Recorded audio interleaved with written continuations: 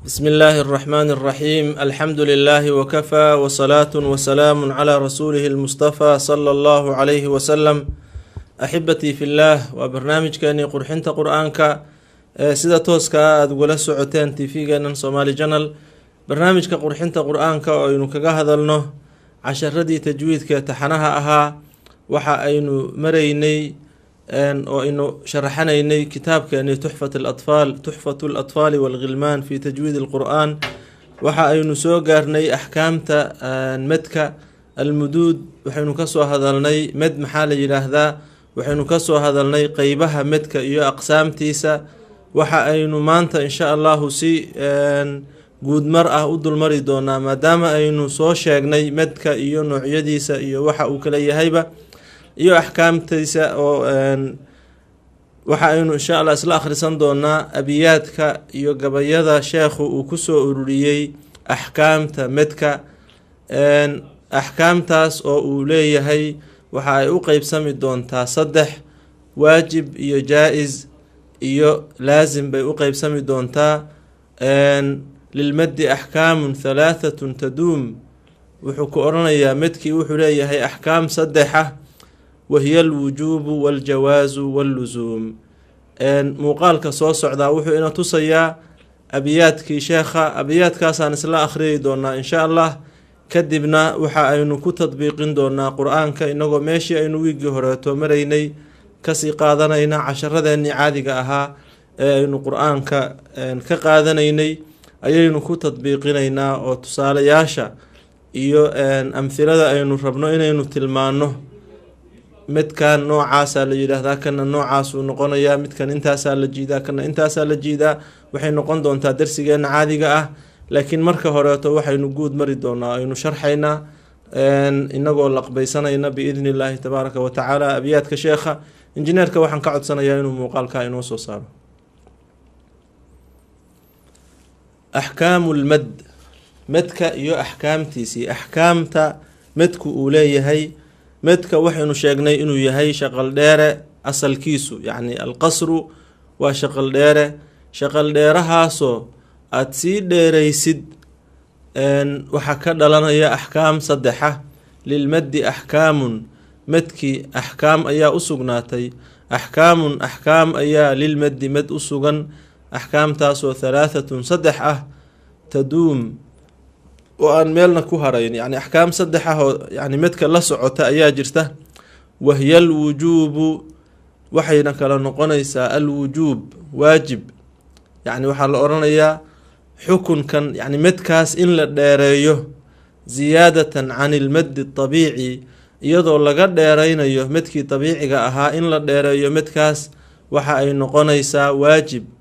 والجواز وحا أي نقنيسا جائز أو يبنان تهي، يعني وانا لديرين كرا وانا لقابين كرا. واللزوم وحين نقونيسا لازم أو وحال يسكو وافقي إن مر والبال ديريو أو انت لديرينيو إيو إن لديرينيو لبدا بوا متفق أو يسكو وافق سنيهي لازم بالي يرهدا.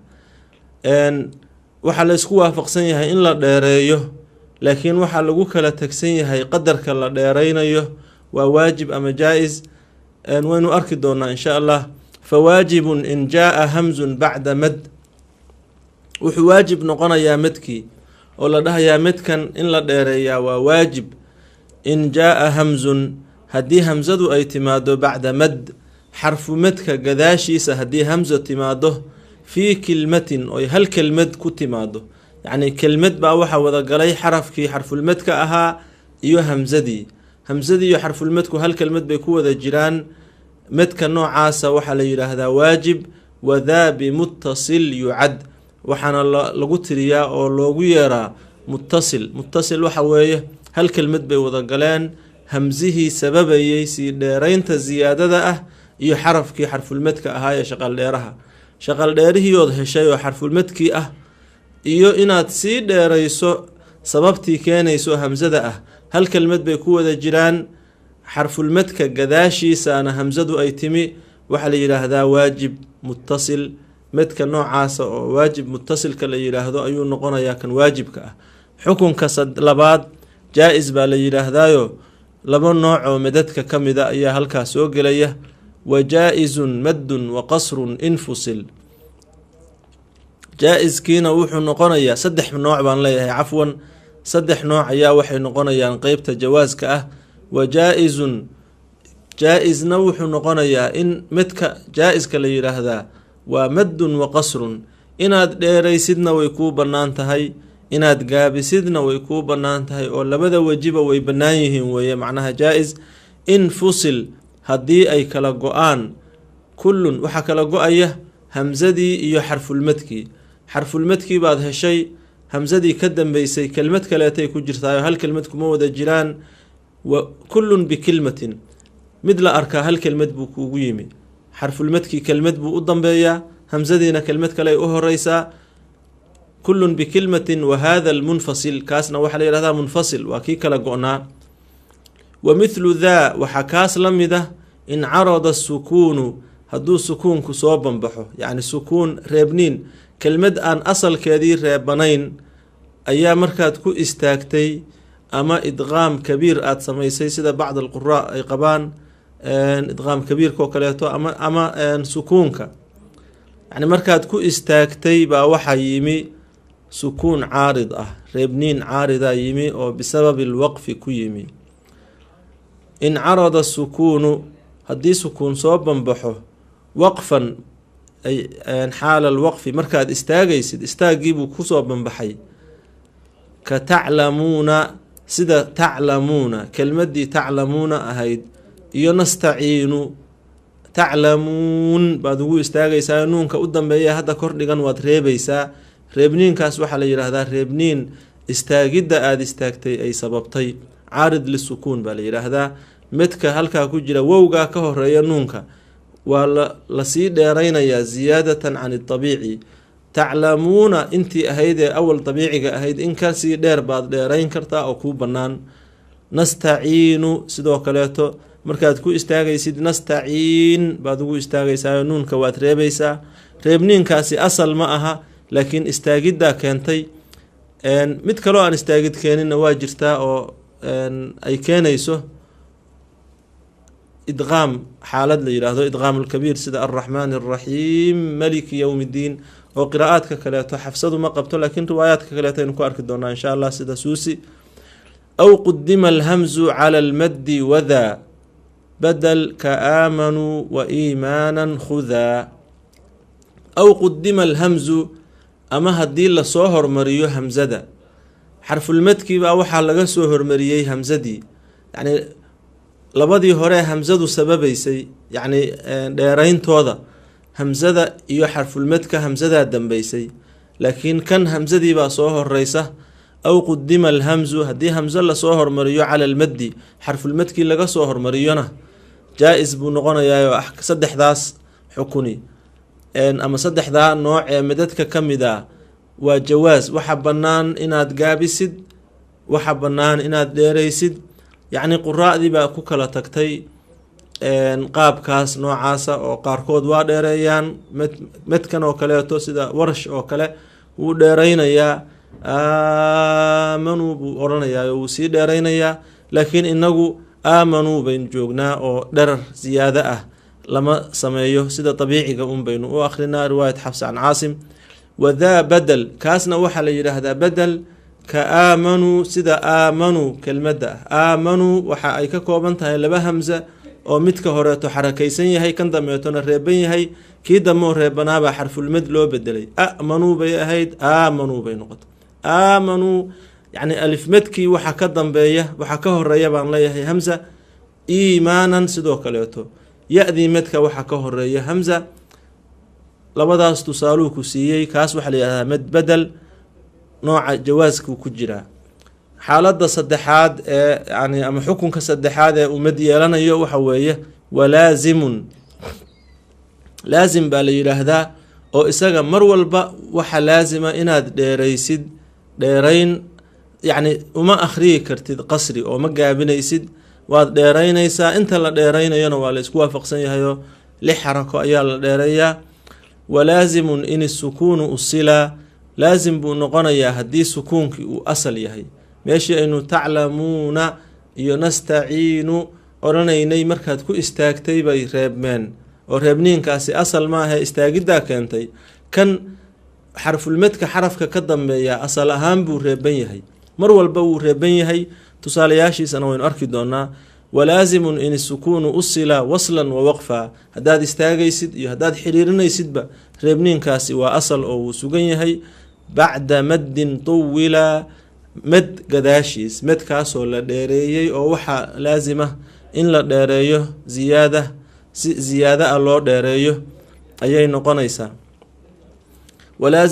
walaazimun in isukuunu usila, in isukuunu usila waslan wa waqfan bacda maddin tuwila. saddexdaas nooc ayay u qeybsamayaan axkaamta madku. haddii aan injineerka ka codsano inuu ina ka leexiyo muuqaalka, haddii aan ka codsano inuu ina ka leexiyo muuqaalka, waxa aynu saddexdaas xukun ee ah waajib, waxaynu sheegnay xarfulmadkii waxa ka dambeeya hamza. xarfulmadkii waa kan, hamzadiibaa gadaashiisa timi, hal kelmad bayna kula jirtaa sida jaa iyo shaa, sia, suu, hal kelmad bay ku wada jiraan xarfulmadkii iyo hamzadii, hal kelmad bay ku wada jiraan. macnaha waxa weeye waa waajib inaad dheeraysid dheeraynta, yacni inaadan qasrin oo aanad gaabin baa waajiba. horta labo xarako yani kuma kaaftoomi kartid weeye. yani waxa waajiba inuu shaqal dheere dhaafo oo uu yani dabiicigii ka tago, laakiin intee buu ka tegayaa dabiiciga waa la isku khilaafsan yahay oo la iskuma waafaqsana. quraa'da qaarkood waxay qabaan in alif iyo nus la dheereeyo, yacni 3 xarako in la dheereeyo, qaar baa qaba. quraa'da qaarkood waxay qabaan in 4 xarako la dheereeyo, qaar baa waxay qabaan in 5 xarako la dheereeyo, wahaakada. yacni waa la isku khilaafsan yahay miqdaarka dheerayntiisa, laakiin waxay isku waafaqsan yihiin quraa'doo dhan in dabiicigii la dhaafinayo, in qasriga laga dheeraynayo oo aan loola dhaqmayn sidii qasrigii. waa waajib in la dheereeyo, laakiin miqdaarka la dheeraynayo bay ku kala tageen. waxaa la yidhaahdaa waajib. inuu xarfulmadkii iyo hamzadu ay hal kelmad ku wada jiraanna waxay ka dhigtay muttasil. almad alwaajib almuttasil baa la yidhaahdaa. tusaalayaashiisuna waa kuwaan hadda sheegaynay. waxaa jira nooca labaad ee noocyada madka ka mid a, ama xukunka labaad ee axkaamta madka ka mid ah, wuxuu noqonayaa jaa-is. jaa-iska waxaa soo hoosgelaya 3 nooc. asal ahaan noocyadii madka aqsaamtiisii waxaynu soo sheegnay inay 5 ahayd marka dabiiciga laga yimaado. madkii ziyaadada ahaayee dabiiciga dhaafsanaa inuu 5 nooc ahaa. 5ta nooc ka mida waxaynu nihi waa waajib, 3 ka midana waa jaa-is. oo jaa-is munfasil wuxuu ahaa meesha kan xarfulmadkii iyo hamzadu ay hal kelmad ku wada jireen waajibka ah. jaa-iskii xarfulmadkii iyo hamzadu waxay kala galeen 2 kelmadood, maa aghnaa, innaa acطaynaaka, yacni 2 kelmadood bay kala galeen. alifkii madka iyo xarafkii hamzada ahaa waxay ku kala jiraan 2 kelmadood, ama ya-dii madka ama wowgii madka. xarfulmadkii iyo hamzadii 2 kelmadood bay kala galeen. waxaa la yidhaahdaa jaa-is munfasil. waxa bannaan inaad u akhridid qasri oo aada dabiici ka dhigtid. waxaa kaloo kuu bannaan inaad dheeraysid. inuu 2daa xukun yeeshona waxa sababay infisaalka ay kala tagsan yihiin xarfulmadka iyo hamzadu ay 2 kelmadood kala galeen. waa jaa-is, waa waxa bannaan inaad gaabisid iyo inaad dheeraysid. haddaad gaabinaysidna sidii qasrigii baad ula dhaqmaysaa, 2 xarako un, maa aghnaa un baad leedahay, yaa ayuha, wahaakada. haddii aad dheeraynaysidna axkaamtii 3 ahayd ee uu qaadanayay waajibku buu qaadanayaayo, ama 3 xarakaa la dheerayn, ama 5 ama 4, 3 ama 4 ama 5, oo quraadu saasay ugu kala tageen. axkaamtaasuu marayaa marka. jaa-is munfasil baa la yidhaahdaa. qeybta jaa-iska ah waxaa ka mid ah alcaarid lisukuun. alcaarid lisukuunku waxa weeye nuunka sida nastaciinu iyo meelihii aynu tilmaamaynay xarafka xarfulmadka ka dambeeya ama nuun ha ahaado ama miim ayan kan xarfulmadka xarafka ka dambeeya asal ahaan wuu xarakaysan yahay laakiin markaad ku istaagtay wuxuu noqday xaraf reeban kaas waxaa loola dhaqmayaa isagana inaad ama sidii dabiicigii ula dhaqantidood markii aad xiriirinaysay qaabkii aad u akhriyeysay ahaa laba xarako inaad u jiidid ama inaad dhaafisid oo aad laasimka midka la yidhaahdo 6 xarako ah gaarsiisid ama labada dhexdooda aad tawasud ahaan u akhrididood 4 xarako jiidid almad alcaarid lisukuun waxaad jiidi kartaa 2 xarako waxaad jiidi kartaa 4 xarako waxaad jiidi kartaa 6 xarako 2 xarako iyo 6 xarako iyo 4 xarako waxaa laga wadaana waa inaad xarakat alxarf almutaxarik weeye ma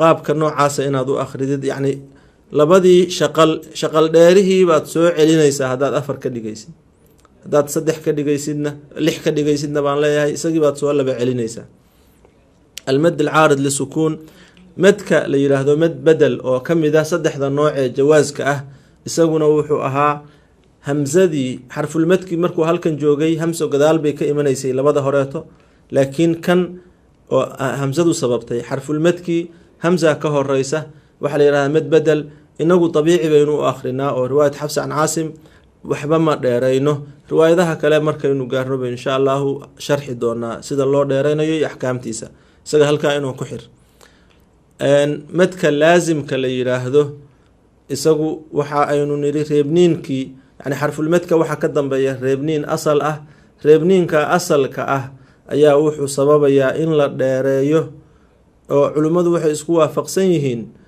in la dheeraynayo way isku waafaqsan yihiin inta la dheeraynayo oo 6 ana way isku waafaqsan yihiin mid 6 ka yar qabaa ma jiro mid in la gaabinayo qabaana ma jiro mar walba waa la dheeraynayaa 6daasaana la dheeraynayaa isaga 10ka dambeeto oo soo socda buu mualifku gooni inuu ku saaray oo si gooniyaynu u fahmi doonaa insha allah intaas waxa ay ahayd axkaamtii uu lahaa madku oo aynu ka qaadanaynay kitaabkeeni tuxfatu latfaali walghilmaan fi tajwiid alqur'aan waxa aynu u gudbaynaa maqtacii qur'aaniga ahaa ee aynu maalin walba akhriyi jirnay kadibna walaalaha ayaan u furi doonaa insha allah khadka teleefonka أعوذ بالله من الشيطان الرجيم بسم الله الرحمن الرحيم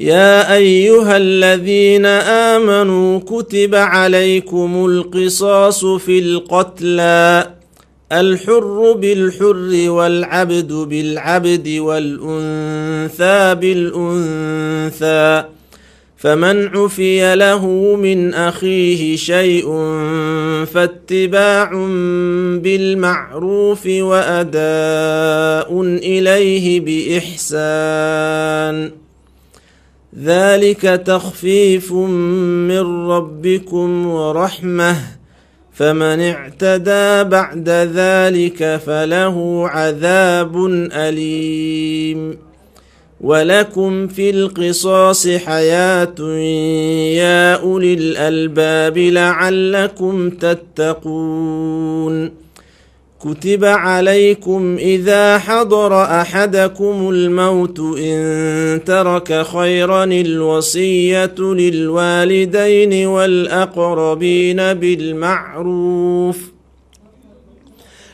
كتب عليكم إذا حضر أحدكم الموت إن ترك خيرا الوصية للوالدين والأقربين بالمعروف حقا على المتقين فمن بدله بعدما سمعه فإنما إثمه على الذين يبدلونه إن الله سميع عليم فمن خاف من موص جنفا أو إثما فأصلح بينهم فلا إثم عليه إن الله غفور رحيم. بارك الله فينا وفيكم. أن يا أيها الذين يا ومدكي أين لهين وحوية المد الجائز المنفصل وإناد قابي سيدنا ويبنانتهي إناد ديري سيدنا ويبنانتهي.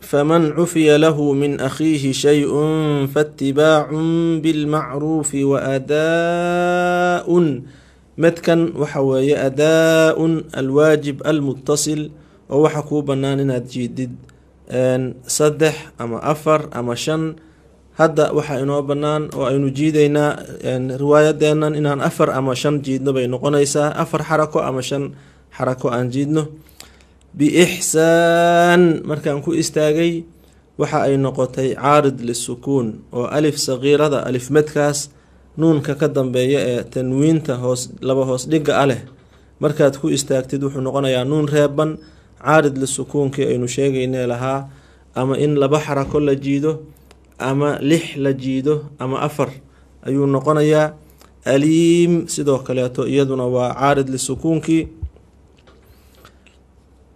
يا أولي الألباب والواجب وحلي الجائز المنفصل ومتكي أين لهين وجائز وكلا قؤيهين ومنفصل يا أولي بيكليهين لو كلمة دوت بيكو كلا جيران. فإنما إثمه بالمدة فإنما وكلمة كجرته يعني الألف متكي وحو كجرا كلمة دا إنما إثمه نهمزدي باكجرته فإنما إثمه. فمن خاف من أن الذين يبدلونه إن الله هل كان مد صلة ومركات حريرنا يسد سيدي جائز كأدولا دقم يسد ويه ووغا صغير كأهمزة كضميسة ولكن لبك المدود بكوك الجيران. فلا إثم عليه إساغنا وجائز منفصل فلا إثم لبك المدود بكوك الجيران.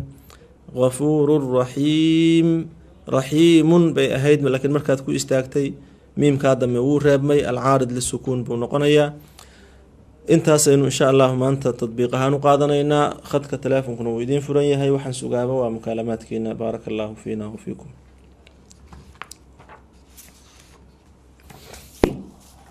السلام عليكم. عليكم السلام. هيا ولا لو مقع يمشت كهل ليسد لندن كسو هادلايا maxay ahayd Anisa lidhaha Anisa oo London ka soo hadlaysa. Anisa ma la socotay darsiga? هيا آخر 10 maanta إن شاء الله. أعوذ بالله من الشيطان الرجيم. يا أيها الذين آمنوا كتب عليكم القصاص في القتلى الحر بالحر والعبد بالعبد والأنثى بالأنثى فمن عفي له من أخيه شيء فاتباع بالمعروف وأداء إليه بإحسان ذلك تخفيف من ربكم ورحمة فمن اعتدى بعد ذلك فله عذاب أليم. ولكم في القصاص حياة يا أولي الألباب لعلكم تتقون. كتب عليكم إذا حضر أحدكم الموت إن ترك خيرا الوصية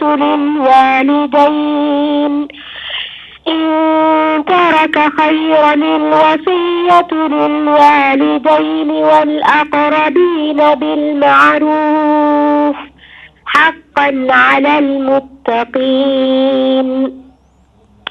فمن بدله بعدما سمعه فإنما إثمه على الذين يبدلونه إن الله سميع عليم. فمن خاف من موص جنفا أو إثما فأصلح بينهم فلا إثم عليه إن الله غفور رحيم. بارك الله فيك، بارك الله فيك أختنا أنيسة. aad baad u fiicnayd. mulaaxadaadka waxaad kala socon doontaa insha allah tv-ga insha allah. aad baad u fiicnayd maasha allah. markaad bilaabeysay qiraa'ada acuudu daalka ama acuudu ha ahaato ama idaa ama aladiina daalkaaga waxaad moodaa in uusan sidii la rabay usoo baxayn. wuxuu u ekaanayaa xarafkii kale daalka buu kaaga ekaanayaa. acuudu sifaadka uu leeyahay inaad u dhamaystirtid bay noqonaysaa insha allah. casharadii hore haddaad dib ugu noqotid waad helaysaa daalka iyo qaabka loogu dhawaaqo iyo sifaadkiisaba. ashaytoo xarafka xuruufta la weyneynayo ashaytoon iyo alqisoo qisoos iyo khoofa ghafuuru ghafuuru raxiim. xuruufta la weyneynayo ood weyneysid ood gafuurtaha kugu dhawaaqdid. walunthaa markaad nuunkan ikhfaaga ku dhawaaqaysid thada ka dambeysaa waa xaraf yar. unthaa haddaad ugu dhawaaqdo unthaa sax ma noqonayso. walunthaa baa la rabaa maca ibtisaama iyadoo aad yani nuunkiina sanka kasoo saaraysid. hamsada markaad ka tagtid toos waxaad u aadeysaa booskii thada, qaabkaas usoo baxaya isagana. walakum walakum bay noqonaysaa. walakum walakum oo hal kelmada yay kaa noqon. walakum fi lqisoos qaabkaas aad u akhriyi doontaa insha allah. waraxmah markaad ku istaagaysay ha-daa inaa muujisay ahayd. caam ahaan bilmacruuf ra-da inaad weyneysid oo aysan kaa yaraan. aad baad u fiicnayd guud ahaan Anisa. baaraka allahu fiik. nala soo xiriir insha allah. jazaak allah khayr. khadka xiga ayaan u gudbaynaa insha allah. السلام عليكم. وعليكم السلام. عائشة أحمد وقارك صوعت. ها عايشة ما لا سعتي درسي ما انت؟ ها ولا سعد. هيا اخري 10 كلمات ما انت ان شاء الله. أعوذ بالله من الشيطان الرجيم.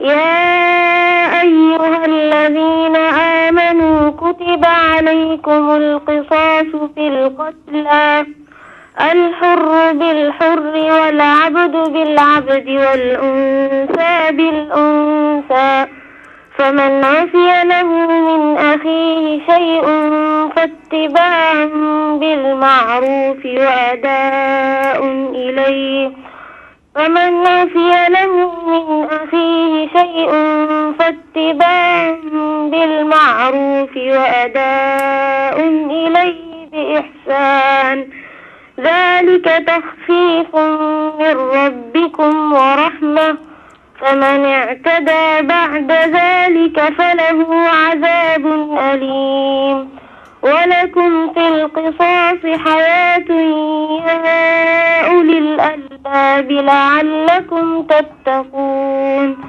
كتب عليكم إذا حضر أحدكم الموت إن ترك خيرا الوصية للوالدين والأقربين بالمعروف حقا على المتقين فمن بدله بعدما سمعه فإنما إثمه على الذين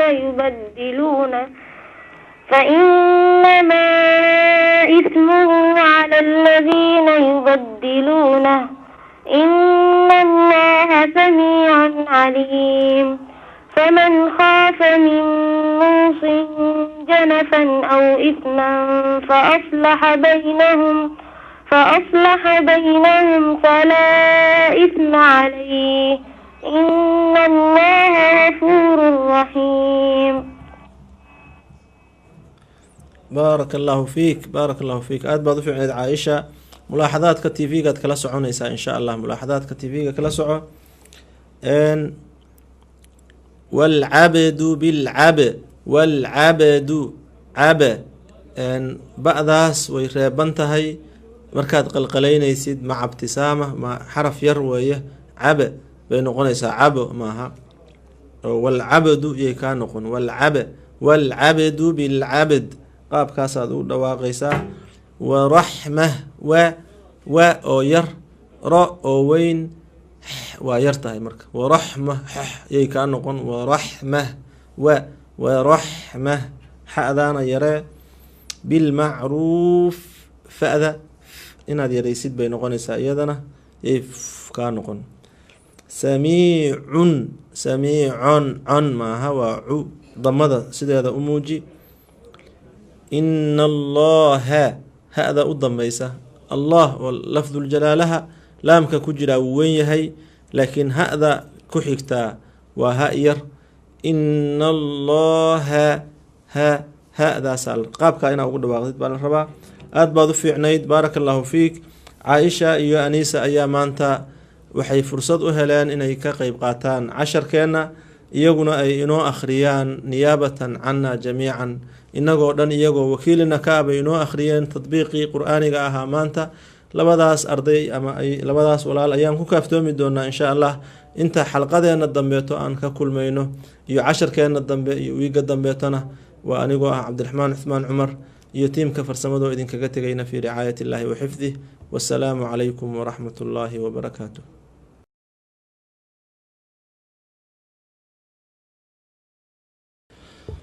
بسم الله الرحمن الرحيم. الحمد لله وكفى وصلاة وسلام على رسوله المصطفى صلى الله عليه وسلم.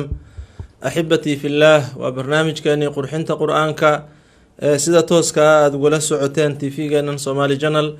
برنامج كقرحنت قرآنك وينك هذا النه عشر ردي تجويد كتحنها أها وحا أينو مريني oo inu sharaxanaynay kitaabkeeni tuxfat اlaطfaal wاlghilmaan fi tajwiid اlqur'aan. waxa aynu soo gaarnay axkaamta medka almuduud, waxaynu kasoo hadalnay med maxaa la yidhaahdaa, waxaynu kasoo hadalnay qeybaha medka iyo aqsaamtiisa.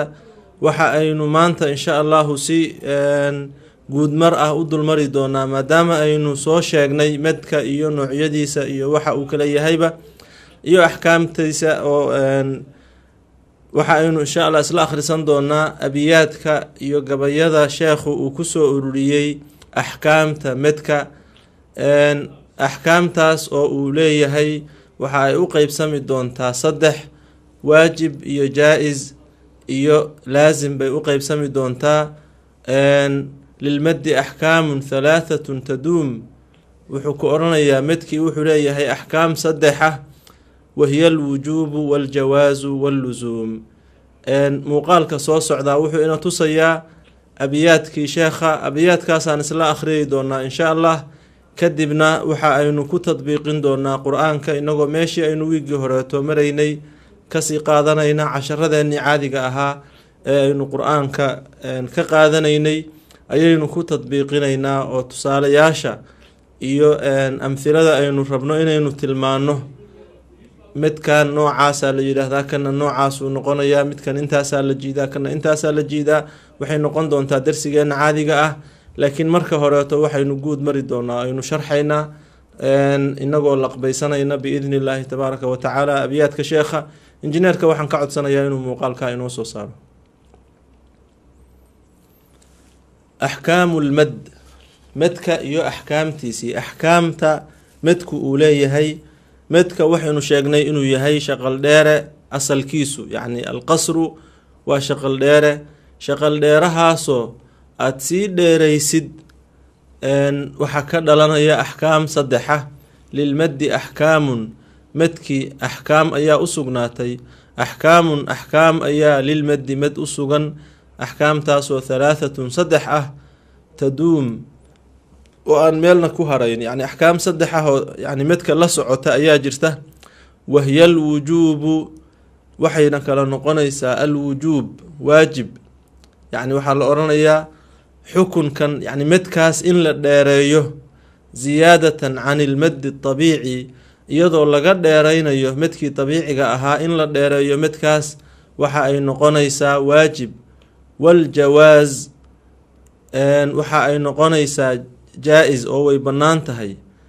يعني وانا لديرين كرا وانا لقابين كرا. واللزوم وحين نقونيسا لازم أو waxaa la isku waafaqay in mar walba la dheereeyo oo inta la dheeraynayo iyo in la dheeraynayo labadaba waa muttafaq oo waa la isku waafaqsan yahay laazim baa la yiraahdaa. waxaa la isku waafaqsan yahay in la dheereeyo laakiin waxaa lagu kala tagsan yahay qadarka la dheeraynayo waa waajib ama jaa-is. waynu arki doonaa insha allah. fawaajibun in jaa hamzun bacda mad, wuxuu waajib noqonayaa madkii oo la dhahayaa midkan in la dheereeyaa waa waajib. in jaa hamzun haddii hamzadu ay timaado bacda mad, xarfu madka gadaashiisa haddii hamzo timaado fii kilmatin oy hal kelmad ku timaado, yacni kelmad baa waxaa wadagalay xarafkii xarfulmadka ahaa iyo hamzadii iyo xarfulmadku hal kelmad bay ku wada jiraan. madka noocaasa waxaa la yidhaahdaa waajib. wadaa bimuttasil yucad, waxaana lagu tiriyaa oo loogu yeeraa muttasil. muttasil waxa weeye hal kelmad bay wada galeen, hamzihii sababayay sii dheeraynta ziyaadada ah iyo xarafkii xarfulmadka ahaa ee shaqaldheeraha. shaqaldheerihiiood heshay oo xarfulmadkii ah iyo inaad sii dheerayso sababtii keenayso hamzada ah, hal kelmad bay ku wada jiraan. xarfulmadka gadaashiisaana hamzadu ay timi, waxaa la yidhaahdaa waajib muttasil. madka noocaasa oo waajib muttasilka la yidhaahdo ayuu noqonayaa kan waajibka ah. xukunka labaad jaa-is baa la yidhaahdaayo laba nooc oo madadka ka mida ayaa halkaa soo gelaya. wa jaa-izun maddun wa qasrun infusil. jaa-iskiina wuxuu noqonayaa saddex nooc baan leeyahay, cafwan saddex nooc ayaa waxay noqonayaan qeybta jawaaska ah. wa jaa-izun jaa-isna wuxuu noqonayaa in madka jaa-iska la yidhaahdaa waa maddun wa qasrun. inaad dheeraysidna way kuu bannaan tahay, inaad gaabisidna way kuu bannaan tahay, oo labada wejiba way bannaan yihiin weeye macnaha jaa-is. in fusil haddii ay kala go-aan, kullun waxaa kala go-aya hamzadii iyo xarfulmadkii. xarfulmadkii baad heshay, hamzadii ka dambeysay kelmad kaleetay ku jirtaayo hal kelmad kuma wada jiraan. wa kullun bikilmatin, mid la arkaa hal kelmad buu kuugu yimi. xarfulmadkii kelmad buu u dambeeyaa, hamzadiina kelmad kale ay u horeysaa. kullun bikilmatin. wa hada almunfasil, kaasna waxaa la yihahdaa munfasil, waa kii kala go-naa. wa mithlu daa, waxaa kaas la mid ah in carada sukuunu, hadduu sukuunku soo banbaxo, yacni sukuun reebniin, kelmad aan asalkeedii reebanayn ayaa markaad ku istaagtay ama idqaam kabiir aada samaysay sida bacd alquraa ay qabaan, idqaam kabiirka oo kaleeto ama sukuunka, yani markaad ku istaagtay baa waxaa yimi sukuun caarid ah, reebniin caarida yimi oo bisababi lwaqfi ku yimi. in carada sukuunu, haddii sukuun soo banbaxo waqfan ay xaala alwaqfi, markaad istaagaysid istaagiibuu kusoo banbaxay. ka taclamuuna, sida taclamuuna kelmadii taclamuuna ahayd iyo nastaciinu. taclamuun baad ugu istaagaysaa, nuunka u dambeeya hadda kordhigan waad reebaysaa. reebniinkaas waxaa la yidhaahdaa reebniin istaagidda aada istaagtay ay sababtay. caarid lisukuun baa la yidhaahdaa. midka halkaa ku jira wowgaa ka horeeya nuunka waa lasii dheeraynayaa ziyaadatan can idabiici. taclamuuna intii ahayd ee awal dabiiciga ahayd in kasii dheer baad dheerayn kartaa oo kuu bannaan. nastaciinu sidoo kaleeto markaad ku istaagaysid nastaciin baad ugu istaagaysaa, nuunka waad reebaysaa. reebniinkaasi asal ma aha, laakiin istaagiddaa keentay. mid kaloo aan istaagid keeninna waa jirtaa oo ay keenayso idqaam, xaalad la yidhaahdo idqaam lkabiir sida alraxmaan alraxiim maliki yowm ddiin, oo qiraa'aadka kaleeto xafsadu ma qabto, laakiin riwaayaadka kaleeto aynu ku arki doonaa insha allah sida suusi. aw qudima alhamzu cala almaddi wadaa badal ka aamanuu wa iimaanan khudaa. aw qudima alhamzu, ama haddii lasoo hormariyo hamzada, xarfulmadkiibaa waxaa laga soo hormariyey hamzadii, yacni labadii hore hamzadu sababaysay, yacni dheerayntooda hamzada iyo xarfulmadka hamzadaa dambeysay, laakiin kan hamzadiibaa soo horeysa. aw qudima alhamzu, haddii hamzo lasoo hormariyo cala almaddi, xarfulmadkii laga soo hormariyona jaa-is buu noqonayaa oo saddexdaas xukuni ama saddexdaa nooc ee midadka ka mid a waa jawaas, waxa bannaan inaad gaabisid, waxa bannaan inaad dheeraysid. yacni quraa'dii baa ku kala tagtay qaabkaas noocaasa oo qaarkood waa dheereeyaan medkan oo kaleeto sida warash oo kale wuu dheeraynayaa, aamanuu buu odhanayaa oo wuu sii dheeraynayaa. laakiin inagu aamanuu baynu joognaa oo dherar ziyaado ah lama sameeyo, sida dabiiciga un baynu u akrinaa. riwaayat xafs can caasim. wadaa badel, kaasna waxaa la yidhaahdaa bedel ka aamanuu, sida aamanuu kelmadda ah. aamanuu waxa ay ka kooban tahay laba hamza oo midka horeeto xarakaysan yahay, kan dambeetona reeban yahay. kii dambeoo reebanaabaa xarfulmad loo bedelay, amanuu bay ahayd, aamanuu bay noqotay. aamanuu yacni alifmadkii waxa ka dambeeya, waxa ka horeeya baan leeyahay hamza. iimaanan sidoo kaleeto ya-dii medka waxa ka horeeya hamza. labadaas tusaaluu ku siiyey. kaas waxaa la yihahdaa med bedel, nooca jawaaskuu ku jiraa. xaaladda saddexaad ee yani ama xukunka saddexaad ee uu mad yeelanayo waxa weeye walaazimun. laazim baa la yidhaahdaa oo isaga mar walba waxa laazima inaad dheeraysid. dheerayn yacni uma akhriyi kartid qasri oo ma gaabinaysid, waad dheeraynaysaa. inta la dheeraynayona waa la isku waafaqsan yahayoo 6 xarako ayaa la dheereeyaa. walaazimun in isukuunu usilaa, laazim buu noqonayaa haddii sukuunkii uu asal yahay. meeshii aynu taclamuuna iyo nastaciinu odhanaynay markaad ku istaagtay bay reebmeen, oo reebniinkaasi asal maaha, istaagiddaa keentay. kan xarfulmedka xarafka ka dambeeya asal ahaan buu reeban yahay, mar walba wuu reeban yahay. tusaalayaashiisana waynu arki doonaa.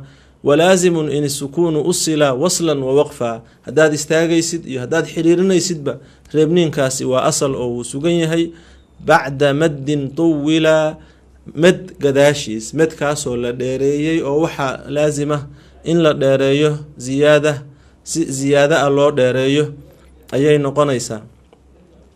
walaazimun in isukuunu usila, in isukuunu usila waslan wa waqfan bacda maddin tuwila. saddexdaas nooc ayay u qeybsamayaan axkaamta medku. haddii aan injineerka ka codsano inuu inaka leexiyo muuqaalka, injineerka haddii aan ka codsano inuu inaka leexiyo muuqaalka, waxa aynu saddexdaas xukun ee ah waajib, waxaynu sheegnay xarfulmadkii waxa ka dambeeya hamza. xarfulmadkii waa kan, hamzadiibaa gadaashiisa timi, hal kelmad bayna kula jirtaa sida jaa iyo shaa, sia, suu. hal kelmad bay ku wada jiraan xarfulmadkii iyo hamzadii, hal kelmad bay ku wada jiraan. macnaha waxa weeye waa waajib inaad dheeraysid. dheeraynta yacni inaadan qasrin oo aanad gaabin baa waajiba. horta labo xarako ma yacni kuma kaaftoomi kartid weeye. yani waxa waajiba inuu shaqal dheere dhaafo oo uu yani dabiicigii ka tago.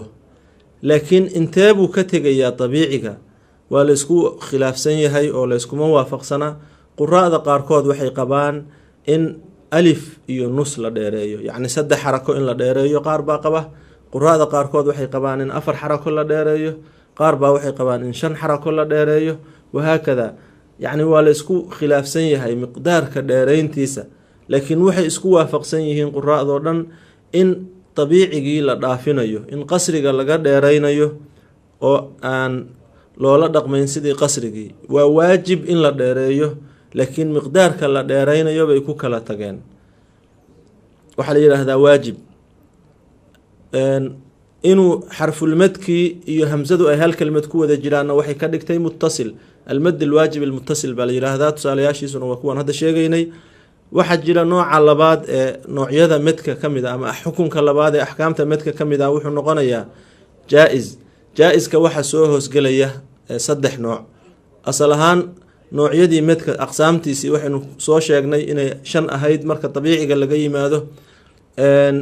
medkii ziyaadada ahaa ee dabiiciga dhaafsanaa inuu 5 nooc ahaa. 5ta nooc ka mida waxaynu nihi waa waajib. saddex ka midana waa jaa-is oo jaa-is munfasil wuxuu ahaa meesha kan xarfulmadkii iyo hamsadu ay hal kelmad ku wada jireen waajibka ah. jaa-iskii xarfulmadkii iyo hamsadu waxay kala galeen laba kelmadood, maa aghnaa, innaa acطaynaaka, yacni laba kelmadood bay kala galeen. alifkii madka iyo xarafkii hamsada ahaa waxay ku kala jiraan laba kelmadood, ama ya-dii madka ama wowgii madka. xarfulmadkii iyo hamsadii laba kelmadood bay kala galeen, waxaa la yidhaahdaa jaa-is munfasil. waxa bannaan inaad u akhridid qasri oo aada dabiici ka dhigtid. waxaa kaloo kuu bannaan inaad dheeraysid. inuu labadaa xukun yeeshona waxa sababay infisaalka ay kala tagsan yihiin xarfulmadka iyo hamsadu ay laba kelmadood kala galeen.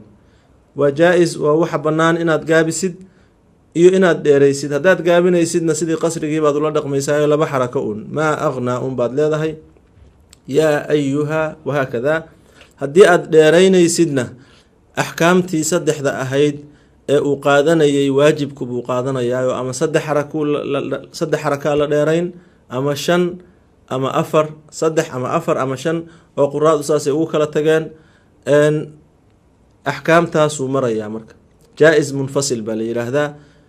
qeybta jaa-iska ah waxaa ka mid ah alcaarid lisukuun. alcaarid lisukuunku waxa weeye